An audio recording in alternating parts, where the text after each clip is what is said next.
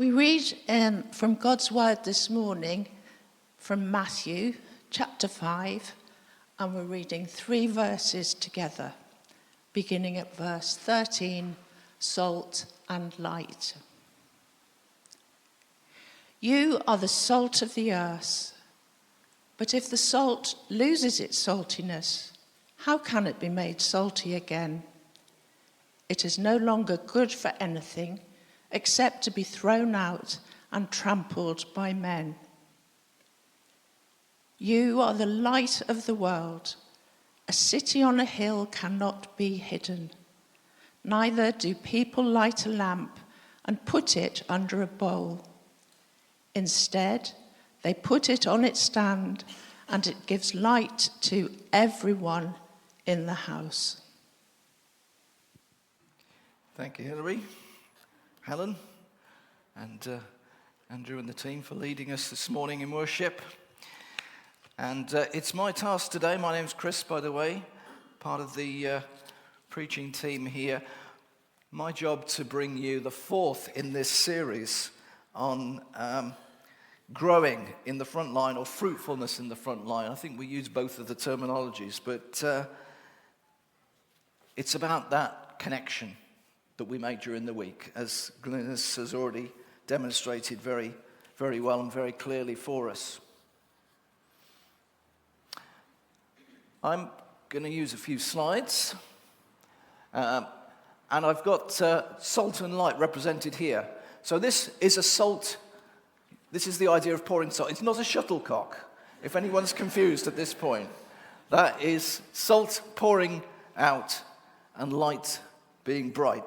These images that Jesus gave us, I love Jesus' way of just presenting images.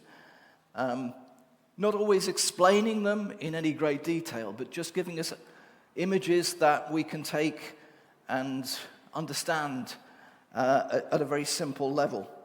And salt, obviously, it's something that we're familiar with as a flavouring. I understand that it's used for preserving as well. So it's something that's scattered around, isn't it? It's scattered. You don't want a block of salt. What have we got for tea tonight? Oh, a block of salt. No, you want something that's lightly salted, don't you? Lightly salted. So we're going to talk about salt a little today, and a bit less about light. But I like the fact that Jesus uses light as well as something that demonstrates what our behaviour should be like. Where is Shirley Baptist Church? This map, I know it's quite faint, you can't really see very much of the detail, but it's a map of Shirley and beyond. It's parts of Birmingham and Solihull. In the middle, roughly, just down to the right and a bit lower than the centre, there's a question mark. If somebody asked you in the street, where is Shirley Baptist Church, you'd probably say on Stratford Road, wouldn't you? You'd say, near the top, by the Poppy Island, yeah? Which is true at the moment because we're gathered here, apart from the people who are online, of course. But we're all in this place. If I asked you, where is Shirley Baptist Church on Monday, or on Tuesday, or on Wednesday, the people of the church are scattered, aren't they? On this map, there are some red pins. We haven't tried to identify exactly where everyone lives and put the pins there. If you're looking for that level of detail, sorry. They're randomly placed. But it's to demonstrate how people live round and about in the area, all those little red pins. We could add some blue pins, couldn't we, that show where your places of work or where you regularly encounter other people, social groups that you meet with regularly. We could add those on. Those pins would, the spread would get wider and wider, wouldn't it, outside of this area. Those places where you regularly just contact people, maybe at the shops or at the park, those interactions that you have, those unplanned interactions that we have with people day to day. So this idea of us being spread around like salt, I think it's a lovely image. to take on board. But because there's nothing particularly clever to say about that, Jesus has said it all. You are the salt of the earth, you're spread around. What I want to do today is focus on what that means, what it looks like day to day, those behaviors that we should be demonstrating. It's interesting that as we've done this course, these first 4 sessions have been more about behavior. We're coming on to talk about, I think next time it's speaking truth and justice, and then the last one is about proclaiming the gospel. So those 2 are about, what you say in terms of what you believe. We're still in the territory of our presence as salt and light being about how we behave. And I think that makes sense, doesn't it? In this idea of salt and light, we're out there giving a flavour to the world. If I just go back to this one, Moulding Culture is the sort of title of the talk, because everything has to begin with an M. So Moulding Culture. I should say that's not mouldy culture, which is something you get in a Petri dish, isn't it? This is Moulding Culture. But I'm thankful to Mark Fisher, who gave me this thought that actually we're not going out there to mould culture like we would mould a lump of clay. Mark does moulding. He moulds clay. He moulds things into shape. And he knows what he's planning to do, and he creates some shape. That's not the way we go about things. We're just out there being ourselves, being representatives of Jesus. So is it more about influencing culture? But actually, I like the bottom one, enhancing culture. Like salt brings flavour to an environment. So we should be out there bringing something positive, even if we're not in control of what that culture looks like. So, let's have a think about this. I'm calling this the multi-bag of Jesus-based salty behaviors. You might know it better as the Beatitudes. I think either works. But it's a familiar list, isn't it? Things that Jesus spoke in terms of his Sermon on the Mount. He was talking about behaviors and situations, and he said, "Blessed are the poor in spirit, blessed are those who mourn, blessed are the meek, blessed are those who hunger and thirst for righteousness, blessed are the merciful, blessed are the pure in heart, blessed are the peacemakers, blessed are those who are persecuted." And this is where my thinking went when I first thought about, what are these behaviors like, salt and light in the world? What does that look like? And this was my first thought, the Beatitudes. And I thought, well, is that a fair connection to make for the Beatitudes and salt and light in the world? Is that something that makes sense? So I was very encouraged when I opened my Bible to sort of, check again. I knew where the Beatitudes were. They're in chapter 5 of Matthew. They come immediately before this section that Hilary just read to us. You are the salt of the earth. You are the light of the world. So I did feel there was something to be explored here in thinking, well, what are these 8 things going to say to us about how we should live? I wanted to illustrate this through the medium of a multi-bag of crisps.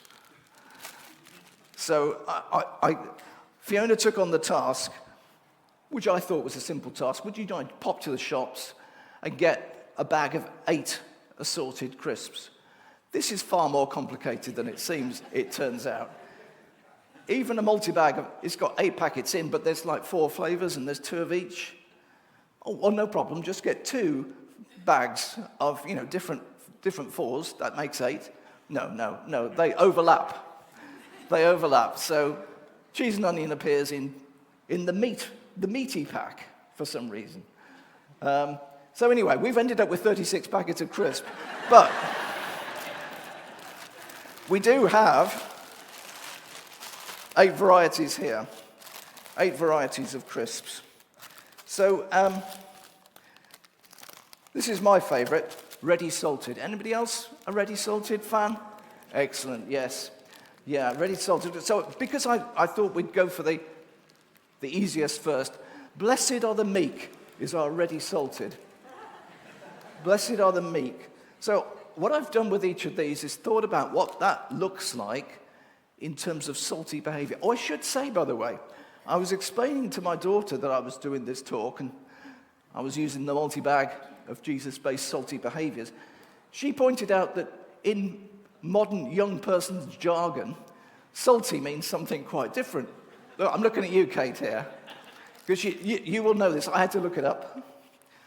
Apparently, salty means annoyed, upset, or bitter, easily irritated or offended.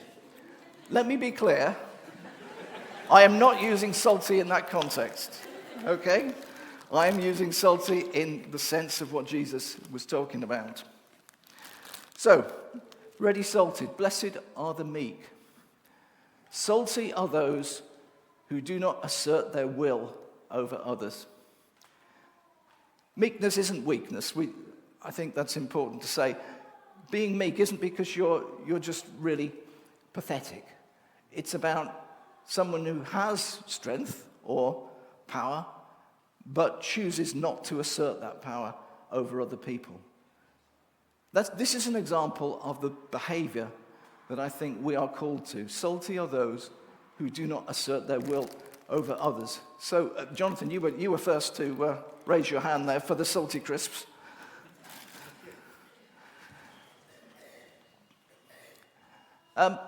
Blessed are those who hunger and thirst for righteousness. Thirst, I don't know why, but it took me to salt and vinegar. Salt and vinegar. Anybody here a salt and vinegar fan? Not so many. Not so many. There's some over there. Yep, I've got these for you. Yeah, salt and vinegar. So, salty are those who are eager to do the right thing, hungry and thirst for righteousness. When you know that there's something that needs to be done, and it should be done this way, even if it hurts. One of my front lines is my tennis club. So when I'm playing tennis, one of the things we have to do is call the lines. So when the ball comes down, on your side of the court, you've got to say whether it's in or out. It's the opponent has hit it, so you're calling whether their shot is in or out. It's quite tricky, and we don't have Hawkeye on our tennis court. Sometimes we get it wrong. But saying the right thing, being a person who is known for giving good calls, is a little example, I think, of what this is about.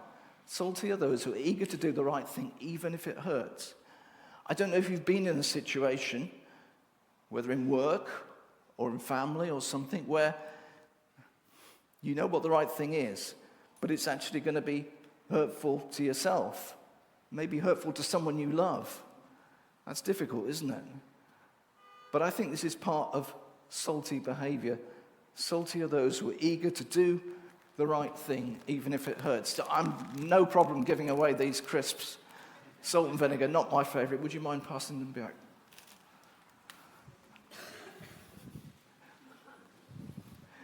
So, blessed are the merciful.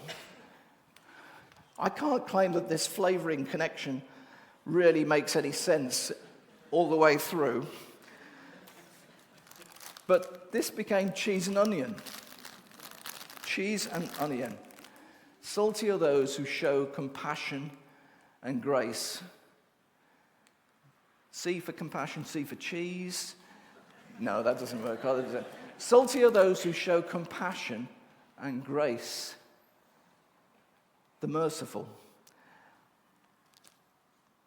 In relationships, you often get the situation, don't you, where somebody takes against somebody else. There are divisions, there are cliques that are formed. People don't like such and such a person. They won't speak to such and such a person. That isn't the behavior that we're called to. Salty are those who show compassion and grace. Who is a cheese and onion fan? Yes, right down here. You win this prize. You know, interestingly, if somebody asked me, do I like cheese and onion, I'd say no. But if you said, would you like a packet of mature cheddar and red onion crisps? Oh, yeah, those are nice. I can't explain that. I can't explain it. Blessed are the pure in heart. Where did we go with this? Yeah, roast chicken. I think that's this one. Yeah, roast chicken. The pure in heart. What does it mean to be pure in heart? Salty are those who live by truth, honesty, and integrity. I mean, I think it speaks for itself, doesn't it? To be a person of truth, honesty, and to be known as that within your friendship groups, within your family, within your workplace. This is what it means to be salt and light in the world. So, do we have any takers for roast chicken? Yes, Claire, straight up. Well done. This is the one you've been waiting for. Yeah, good. Blessed are the peacemakers. Now here we are again about relationships. Salty are those who work for reconciled relationships. That's, again, quite a difficult thing, isn't it? I'm thinking of my tennis club again. There are two people who just don't see eye to eye and have really fallen out. And I've tried to reconcile. I haven't succeeded. But I've tried, and I will continue to try, to be someone who brings peace together, who reconciles people, to be someone of that nature.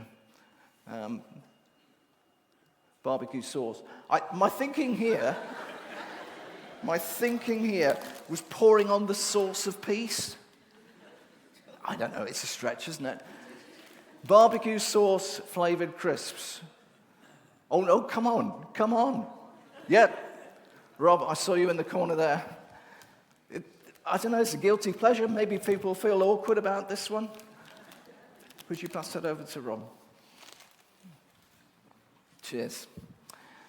Yeah, the peacemakers. I mean, the point, there is a point to the varieties of crisps, because, you know, it's not like one thing, is it? Being the salt of the earth isn't like one thing. There are many different ways in which we can express our faith and bring salt and flavouring to the communities that we live in. So, you know, not everybody is going to be brilliant at all of these. There's a variety of people here, and some of you will be better at these than others. Okay, who's keen on this one? Blessed are those who are persecuted. And this gets a bit tricky now, doesn't it? I think so far it's been fairly easy to see what the salty behaviors are, but being persecuted. Well, I think salty are those who hold true to their beliefs in the face of opposition. You see, I mean, in our country, we're unlikely to get a lot of persecution, but you read stories, don't you? You hear about people in different cultures who really have to suffer the effects of choosing to follow Jesus. Perhaps they're ostracized from their family, or maybe lose their jobs, or something happens and they know there's a cost, and yet they go ahead. Now, doesn't that say something about their belief? Doesn't it say something about Christianity and Jesus? They are being salt in that situation. The way that they act and then the way they behave is a salty behavior, because they hold true to their beliefs in the face of opposition. I don't like prawn cocktail. That's why I've chosen this one. I don't like persecution particularly. Oh, we've got someone who likes not persecution, prawn cocktail. Paul for prawn. Do come through. Yeah. I should have said, I hope nobody's actually eating these crisps during the sermon, because it makes a lot of noise. But, yeah, Prawn cocktail. I've never been keen, but you like, yeah, okay. Excellent. Blessed are those who mourn. Blessed are those who mourn. This is similar. This is a similar concept, really, because what I'm saying here is that nobody likes to be in a situation of mourning or grief or loss. It's not something we choose to do, but how we behave in those situations, how we respond to them, how we interact with people, that's salty behavior. This is part of being salt and light in the world. You know, it's not all about just the good things, is it? It's difficult and hard things. Salty are those who hold on to hope in the face of loss. I think that can be a really powerful part of being salt and light in the world, to actually see how we respond to mourning. Smoky bacon? Oh, I've gone wrong. I've gone off script. No, flame grilled steak. No, flame grilled steak was supposed to be persecution. So no, you're okay. You're okay. You can stick with your prawn cocktail. We'll go with flame grilled steak for morning. Yes, Peter. Peter's up for a flame grilled steak. Okay, one more. Blessed are the poor in spirit.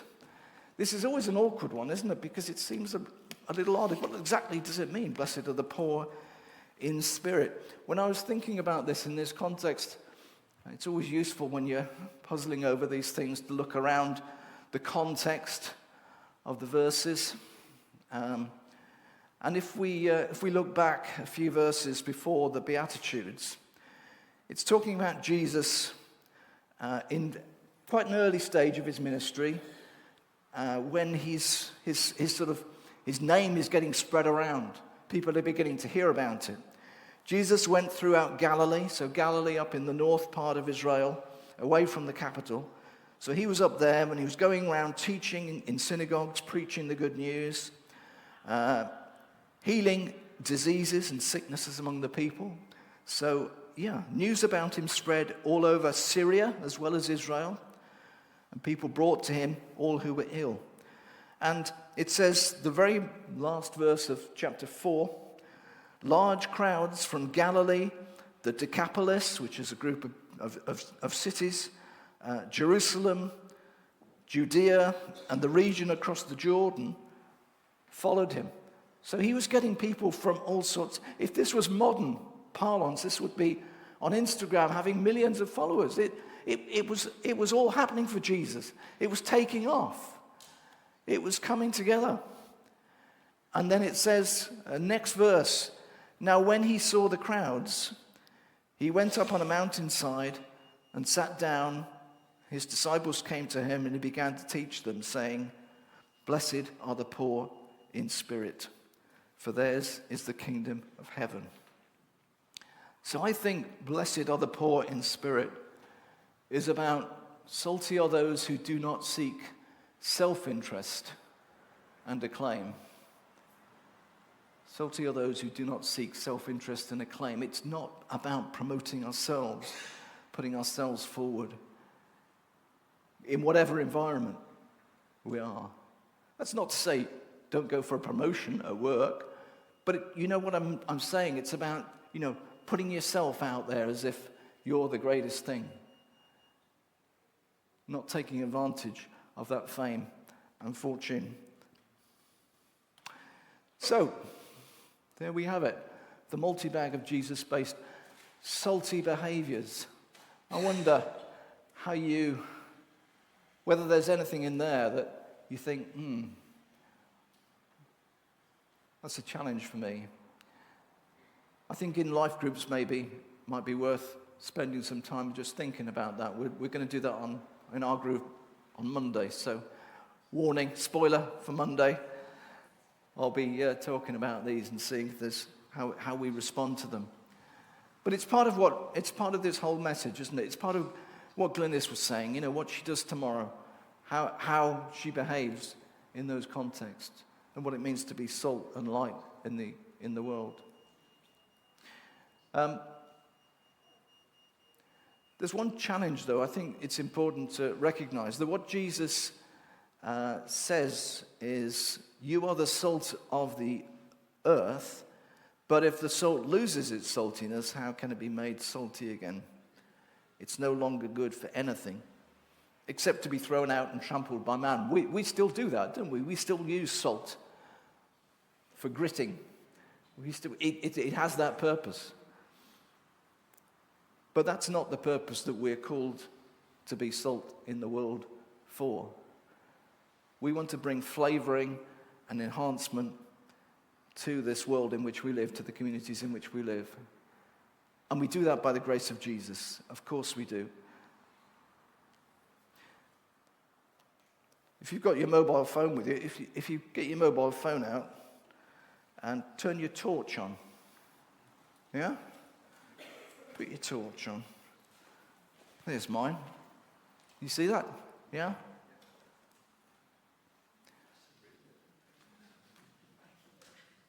Jesus says, you are the light of the world. The city on a hill cannot be hidden. Neither do people put their torches on their mobile phones and then put them in their pocket. Instead, they hold it up and it gives light to everyone. Yeah? You are the light of the world. You've seen them at the concerts doing the waving, yeah? No, we won't do that. Maybe for the last song, yeah? But yeah, let your light shine before men. Amen. Thank you.